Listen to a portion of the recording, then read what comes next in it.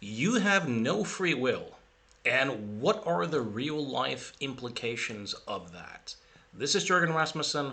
Welcome to the Provocative Hypnosis vlog. So, what are the real life implications of the fact that we truly have no free will? What are the real life implications for personal responsibility, for politics, for religion, for child rearing, for the criminal justice system? So much of our culture and society rests on the basic assumption of free will. But if we really peek under the hood, we can recognize that there truly is no such thing. So, first of all, let's define the term. So, when most people talk about free will, they talk about being the author of their own experience. This sense that I am the conscious source of this thought or this decision. I'm essentially the author of the book or the captain of the ship. There's a self in here that chooses and that decides. That's the first kind of assumption. And the second one that follows from that is this notion that at any time in the past I could have done differently. So, for example, earlier today I went for a run. The whole assumption of free will rests on the idea that instead of going for that run, I had the free choice to just keep reading my book instead. Both of these two premises, A, that I'm the conscious source of my thoughts and decisions and choices, and B, that at any time in the future I could have chosen B instead of A or done something different, are fundamentally flawed.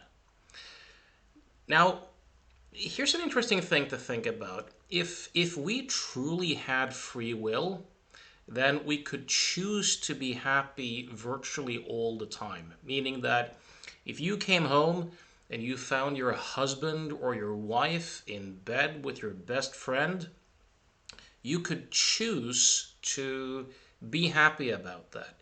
You could choose to interpret and to believe what a wonderful occurrence that these two beautiful human beings have found each other and are enjoying each other's sexuality. I'm all for it. If you truly had free will, it would be rational to will that, so that no matter what happened, you would just make that what you willed, so to speak, and you'd be completely happy no matter what. Now, can we really do that? Not really. Now, let me kind of illustrate how we don't have any free will. So, first of all, thoughts and feelings just arise. They just occur. You have no idea what the next thought is going to be until it occurs. So they occur on their own and they dissolve on their own. And from time to time, these kind of filler thought, these self-referential thoughts appear and claim ownership over the previous thought, decision, or action, as in saying, I chose that, I did that, I saw that, I made that decision. But that I thought is always an after fact. It's almost like an ad hoc entity that comes onto the scene after the fact and claims credit for the previous act. It's a magic trick of sorts. This selfing process makes it seem as if what came after the self-referential thought, the I thought that claims credit, that it was really there beforehand and the initiator of the whole thing, so that we can feel feelings like pride or embarrassment after the fact. Now, if you meditate, and you truly observe what it's like to be you moment by moment, you can discover that the activity of seeing is occurring, meaning objects appear as perceptions. There's an awareness of these objects or perceptions. But if you look for a seer in addition to the seeing, you'll find no such thing. You'll discover that hearing is occurring. There are sounds and there's the awareness of sound. But if you look for a listener in addition to the listening, there's no hearer or listening to be found. Same goes with thinking. Thinking and feeling occurs, but there's no thinker or feeler behind it. Thought itself is the thinker, so to speak. Now, don't take my word for that. This is something to meditate on, to cultivate concentration and sensory clarity, and to really inquire into the nature of experience. And what you'll see is that that very feeling that you think you have about choosing and deciding and being the captain of the ship is completely an illusion, right? There's, as the Buddha said, a long time ago, in the seeing, there's just a seeing. In the feeling, there's just a feeling. In the listening, there's just a listening. In the thinking or the cognizing, there's just a cognizing. This is a realization that you can have with practice. And here's another interesting thing to consider as well. Very often or not often, but sometimes when people come into my office and they talk about who they are, if I ask them, well, who are you really?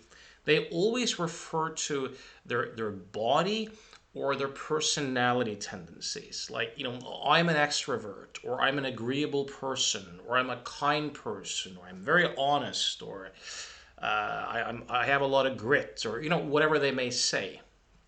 And that looks like who they are, essentially. And sometimes I jokingly look at them and I say, are you the sun?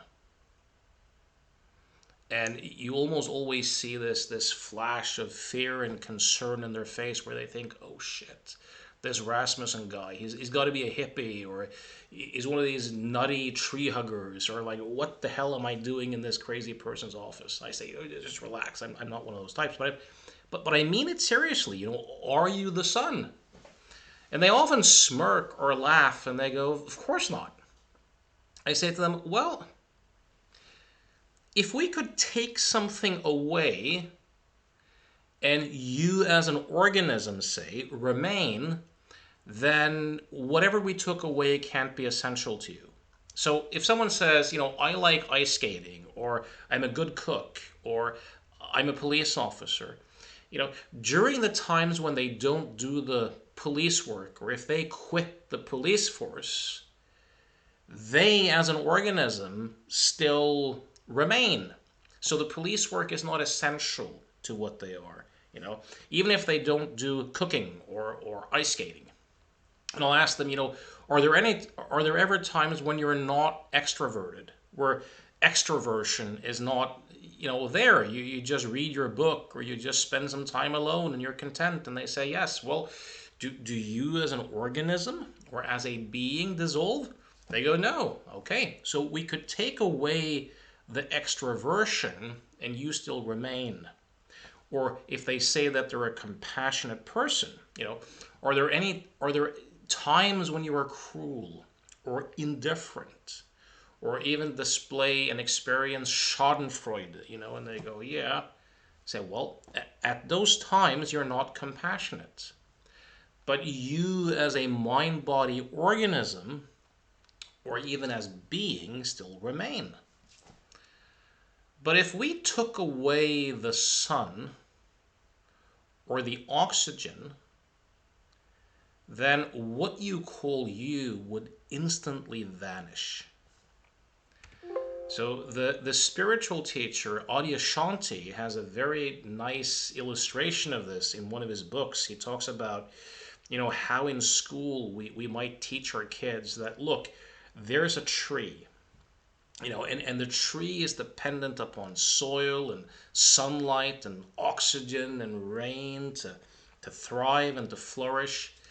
And it's not that this is wrong per se, but this all rests on a thought generated illusion. And what thinking does is that it creates an illusion that life itself consists of a multiplicity of separate objects appearing to a separate subject. This is fully a thought generated illusion. There is no separate object called a tree that depends on something separate called the soil and the sun and the oxygen. It is all of that, meaning apart from the human mind and language, the whole shebang arises as one thing. There's no separate thing called a tree. It is all of that. And in the same way with us, we are the total environment. This idea that I am something separate from everything and that there's a thinker in here that's creating my choices is again fully a thought generated illusion. So everything impacts everything. All the waves in the ocean, all there is to them is the ocean. The different waves are distinct expressions, but they're not fundamentally separate. So what you call this mind body system, these particular personality tendencies or hobbies or your vocation, your relationships, all of this arises as one process. It's likely all the expression of one universal mind or fundamental being or consciousness itself. Now, so what are the real implications then of realizing that there is no such thing as free will? Well, in some ways, nothing. So I just went to the store before I came here to shoot this video. And when I was in my early 20s, I was a full believer in free will. I believed that I was the captain of the ship and that at any time in the past I could have done things differently. I was an impeccable shop visitor in the sense that I never stole anything from any store when I believed in free will. You could trust that if I take any object from the store, I've paid for it. Now, a bit later in life, as a result of studying more psychology and memory and getting into things, this belief in free will began to loosen. I ended up in the more common camp of, clearly we don't have full free will because there's these geographical, historical, evolutionary, cultural, language-based. There's all these elements at play, but surely we do have some choice and some free will. So I was in that camp for a long time. And I never stole anything in the store then either. And then both as a result of meditation and reading, the page turned, so to speak. There was this realization that there's no such thing as a self. And if there's no thing like self, there is no self to have free will either. So it was just completely obvious from that point on that this selfing process or this seeming Jurgen character, which itself is a thought construct, doesn't have free will. But you can still trust if I go to your store that if I take something, I'm going to pay for it. So in that sense, there's no difference. Now, I recently bumped into, so let's talk about psychotherapy for a moment, or change work. I recently bumped into a former client in the street, and he smiled, he gave me a hug, and he said, "You really pulled a number on me. Like, you really did a trick on me there, and with my mind." And I said, "A good one." And he said, "A very good one." And he smiled, and he walked away. Now, this particular client had been quite anxious and quite depressed for quite a bit of while, and nothing much happened in the first couple of sessions. And in the third session, you know, he had a couple of strong realizations into the nature of thinking itself. He lost fear of certain thoughts, and that made a huge difference. So you could say that. So here's the interesting part. We humans do whatever we do given the thinking that looks real to us. This is always true. At any point in your life, you do what you do given the perceptions and the thoughts that look real to you. What you do is going to be a natural expression of that. So in the past, when thinking looked real to him in a different way, he had no choice to be different because that's how things looked. It's a bit like if someone tells you a joke and you don't find it funny or you don't get it, you don't have the free will to get it or to find it funny if you in fact don't find it funny. Like, you either kind of get it or you don't. Now, maybe 5 minutes later, after going to the bathroom, you suddenly have an epiphany and you get it and it's super happy. But we never know if or when that's going to occur. So at some point during our change work sessions, he had a realization into the nature of his experience, and it totally changed things for him. You know, he suddenly had a different relationship to thinking, and as a result of that, his habitual worry and rumination drastically died down. His feelings didn't look scary in the same way, and things were different, right? So that is all true. Now, but here's the interesting part.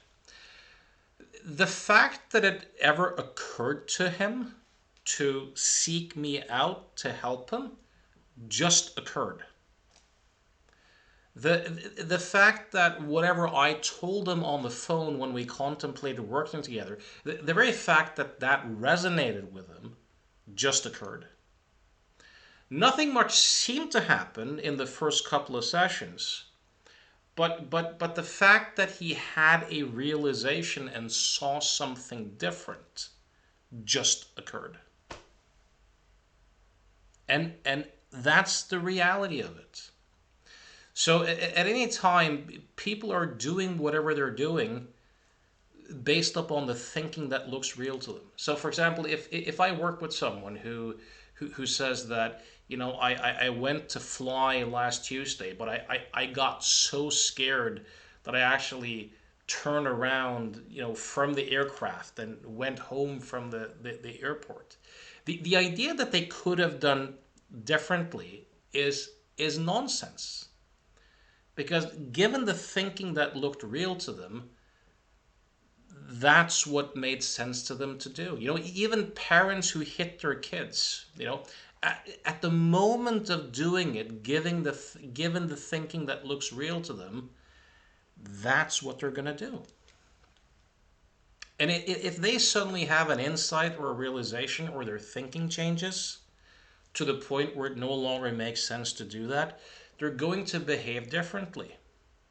But whether that ever occurs is still completely up for grabs. So here's another way of saying it. At any time, any of us is doing the only thing we can do. Meaning, life itself, if you consider the trees and the sunshine and the soil and the oxygen, and it all arises as one thing.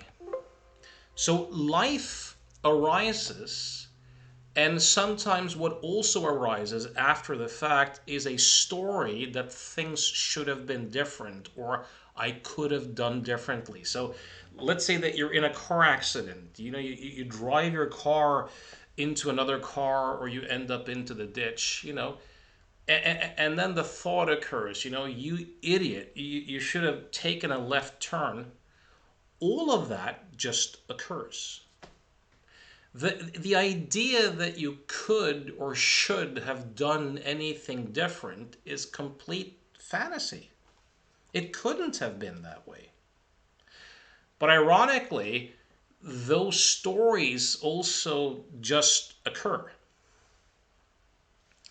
This doesn't mean that we humans can't learn things. We're different than dogs in the sense that we can be we can have meta-cognition to the extent that we can have it. We can think about our experience. We can reflect upon our experience. We can learn new things in that sense. So, for example, let's say you take up a meditation practice. Very likely, if you're like most people who meditate on a regular basis, you'll have benefits from that. That is true. And through that meditation, you might learn to have certain insights. You might learn to see thoughts as thoughts more clearly. You may develop the ability to disentangle body sensations from stories, separate pain from suffering. There's all these wonderful things you may discover. But whether it ever occurs to you to meditate just occurs. Whether you ever have any motivation to actually do it just occurs. Whether you like it or it resonates with you just occurs. Whether you ever have an awakening or an insight just occurs. It's all completely up for grabs. Now, some of you might say, "Oh no, but this is bullshit. See, I can plan things. I can lift my hand and wave it to you. See, I'm doing it on purpose.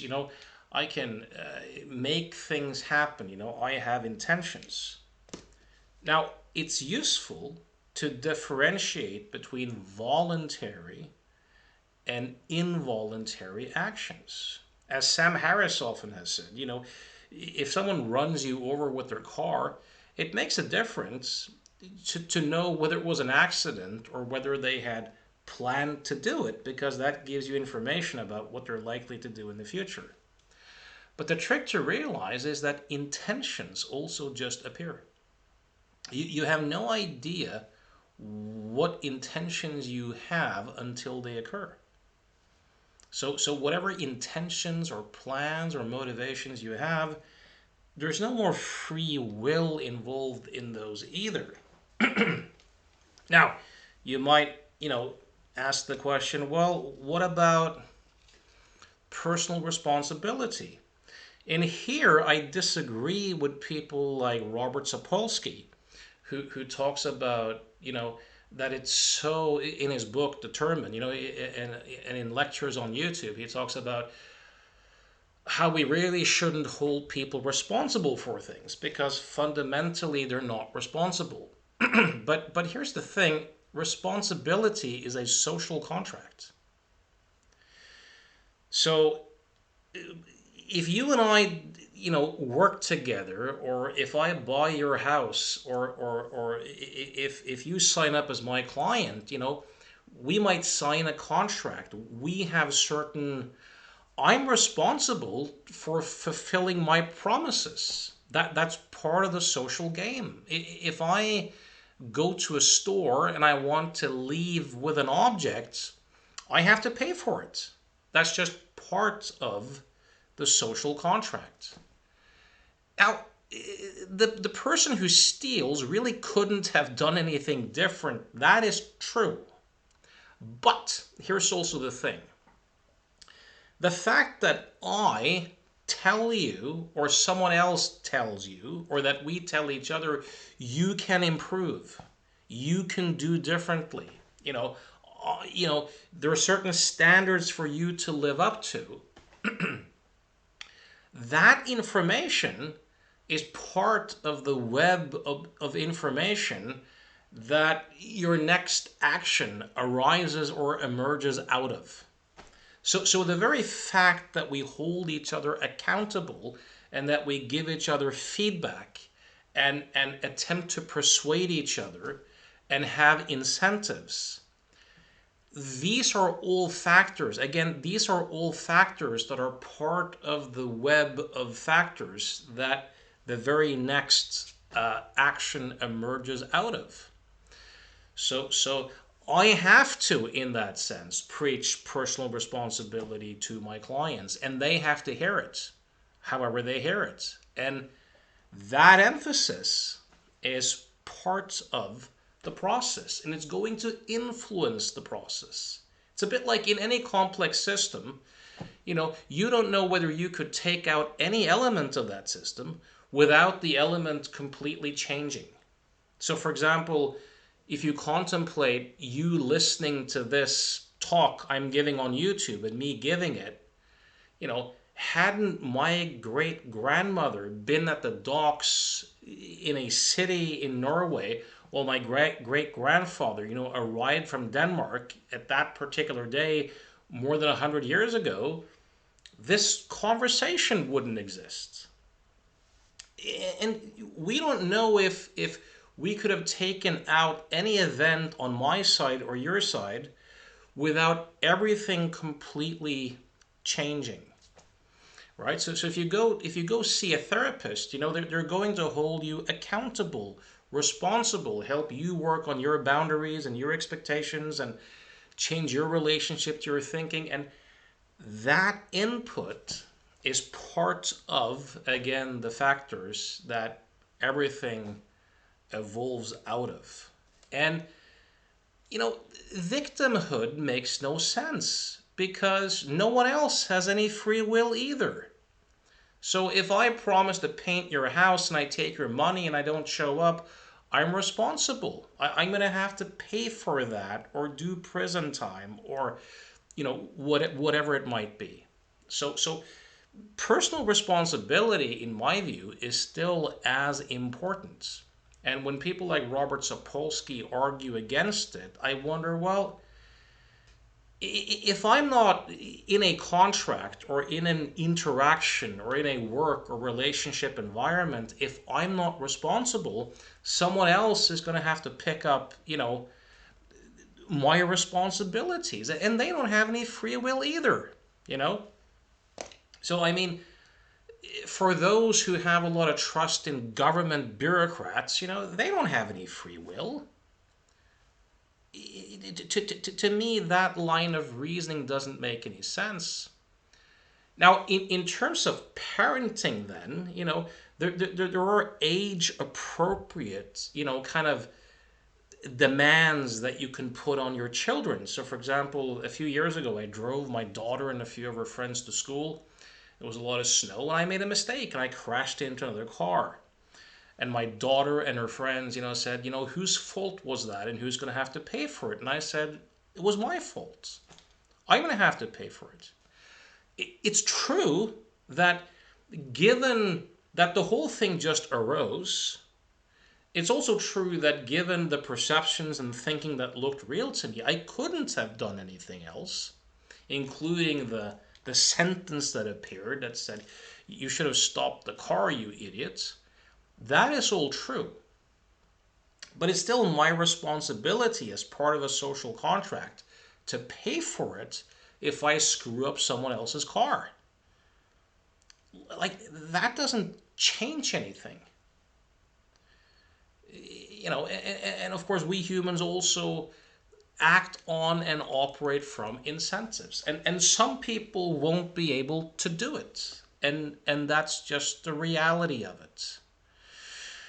Right?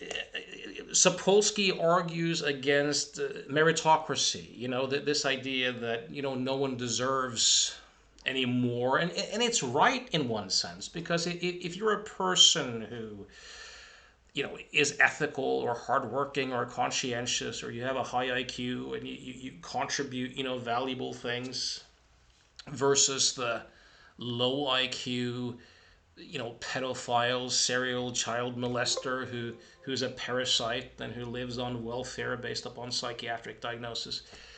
It's like yes, you worked hard, you did all these things, but the very process of intelligence and conscientiousness and the ability to work hard and the fact that you have a conscience, all of this too just appears. You're not the author behind it. So in that sense, you couldn't have been any different.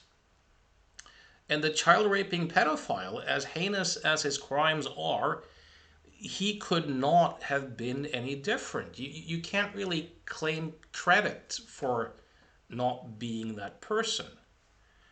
You'd still probably, castrate the bastard himself if you found him in your daughter's bedroom.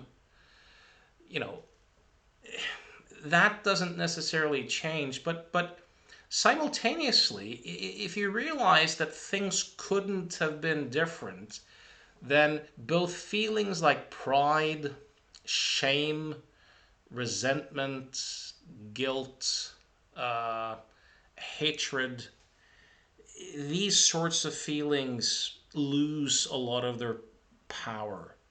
And you'll have more peace of mind because you'll start to realize that so much of your rumination and so much of your mental torment revolves around ideas of how you or other people or how life should or could have been different. And the more clearly it's seen that that's an illusion, the less likely those thoughts will emerge and the less likely they will look as real.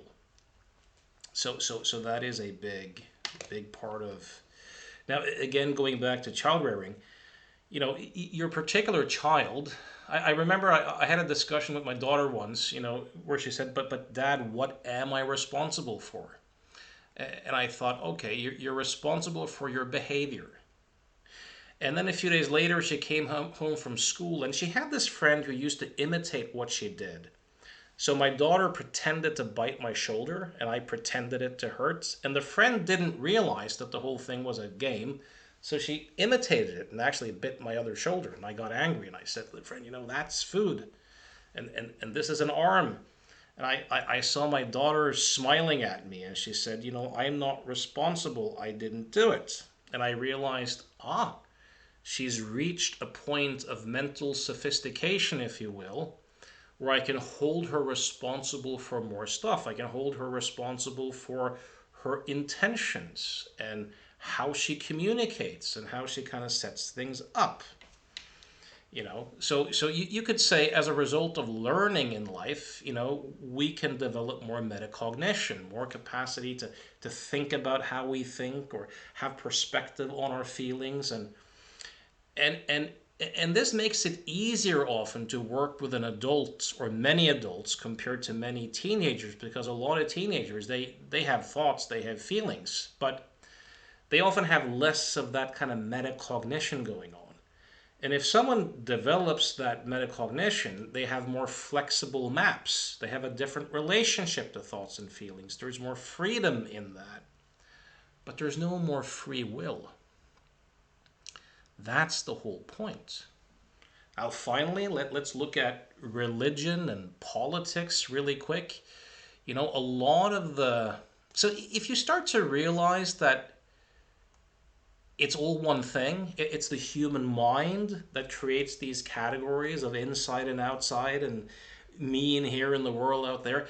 The idea that there's this God that's external to us that kind of creates that probably doesn't make sense anymore. That can send you to hell or send you to heaven based upon how you have exercised your whole free will. You might begin to realize just how ridiculous those notions are.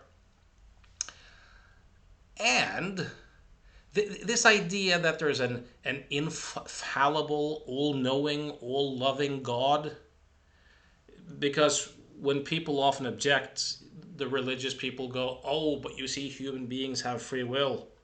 It's how human beings exercise their free will that generates the evil, and there's no such thing as free will." Like all there is to the waves is the ocean. There's just consciousness expressing itself as this. I mean, if you realize that it's all consciousness expressing itself as this, that's freedom itself. Because if you talk about freedom, it's about freedom from something. It presupposes that there's something other than consciousness. But if it's all this, then the whole thing is freedom itself. Of course, we as mind-body organisms and as focal points of consciousness, we have an identification with being the wave, so to speak, naturally. But even for non-dual folks, who talk about, some of them, or people in the three principles community who talk about divine consciousness and divine being and that personal thinking is the problem, oneness gas the juice. Oneness gas the juice. I mean, if you look at all the atrocities in the world, it's you. Like, it's all you in a way. Like, whatever looks out of the eyes of the person next to you is you. It's this basic recognition that whatever you see is you. So, there's no escape in that either. Now, finally, on the topic of politics, it seems to me as if a lot of the people who talk about there being no free will, people like Sam Harris and people like Robert Sapolsky and Bernardo Kastrup and Gary Weber, and I don't know their exact political affiliation, but it often seems to be quite left-leaning in a sense. When I believed in free will, I had libertarian preferences. When I had a partial belief in free will, I had libertarian preferences. And now with no free will, I still have libertarian preferences. So, and I couldn't have had otherwise. That's the point. And they couldn't have had otherwise either. But it may be due to this notion of personal responsibility, as in, as I said, I think personal responsibility is a social contract. And I don't buy into the idea that no free will means that you should have this all-powerful state full of bureaucrats that are supposed to make everything even because no one's responsible. Because the bureaucrats don't have any free will either. There's no more wisdom in coercion and a small elite micromanaging people's lives than there are for people to freely negotiate and deal with each other in a marketplace. Now, finally, regarding crime, criminal justice system, I think, I've had quite a bit of experience with talking to prisoners. So if you look at people who live as criminals, who tend to be in and out of prison, what you very often see is these people are often on drugs. I think there's often a lower level of intelligence than the general population. And there's less metacognition. You have people who don't tend to think future consequences. They don't think in a principled way. They don't tend to do much compassion or empathy, and they see other people as extensions of themselves. They don't see other people as people with their own rich inner lives of thoughts and feelings and hopes and aspirations. So if you want to do something about crime in a criminal justice system, if it's supposed to be rehabilitation, and I'm kind of skeptical on that, in addition to helping people to right their wrongs, I think you should hold them responsible, and I think there should be opportunities for learning to develop more metacognition, to develop more compassion, to develop better critical thinking skills. more capacity to think about how you think. So that living a life where you live as a parasite and hurt other people and exploit and manipulate other people no longer makes sense. It no longer seems fulfilling or meaningful. Of course, quite a few people who live a life of crime too, have dark triad personality tendencies, which, they're not, those also just kind of just occur in a sense. So, yeah. Those are my immediate reflections on free will and what I think are some of the implications. If you've enjoyed this and you like my way of thinking and you would like to make some changes and you would like to see if you and I could be a good fit, I invite you to email me at provocativehypnosis.com. I also offer mentoring. And as always, I hope this was useful. Feel free to add some comments or ask questions, and I'll do my best to get to it. As always, thanks for listening.